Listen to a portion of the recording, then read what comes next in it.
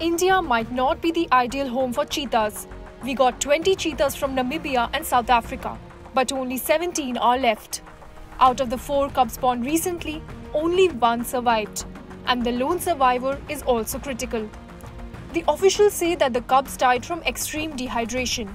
It is very hot at Kuno, the national park the cheetahs have been made to call home. The scale has peaked past 45 to 46 degrees Celsius, and it would only increase in the next couple of months. The cheetahs are battling exactly opposite weather patterns in India. Some say that to save these cheetahs, their breeding pattern must be altered, so the cubs are not born in the summer.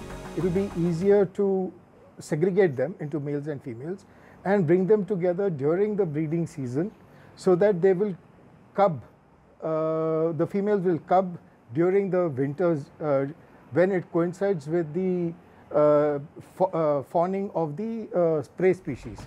The forest department would have to construct barriers to separate the males and females. Others say that temperature is not the only factor. Factors like prey base and availability of food also matters. Plus, the change in breeding can also cause problems in the female cheetah's body. So the females that have arrived in India, they've arrived in this completely new environment with completely new prey items, and they're in a completely different hemisphere with different weather types, different seasons. So they're going to have to re-establish completely when is the best time to give birth.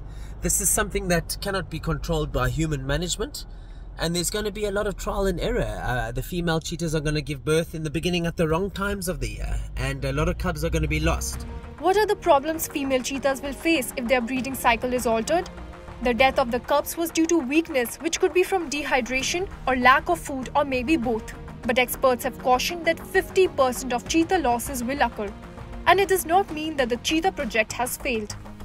This is going to be a process of natural selection in the beginning, where the weaker genetics will slowly be filtered out and the stronger individuals will survive. And this is a good thing because it ensures that we establish a nice healthy gene pool of wild cheetahs in India going forward.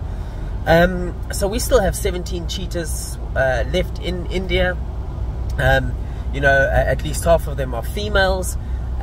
We can expect in the next 2 or 3 years that at least 2 of the females that we brought across will give birth to cubs and will raise litters to independence. And that is what we are looking for, because these will be the fittest 2 individuals. They'll be the best mothers. They'll raise cubs which will then have a good comprehension of their new Indian environment. For more informative videos like this, keep watching India Today NewsMo.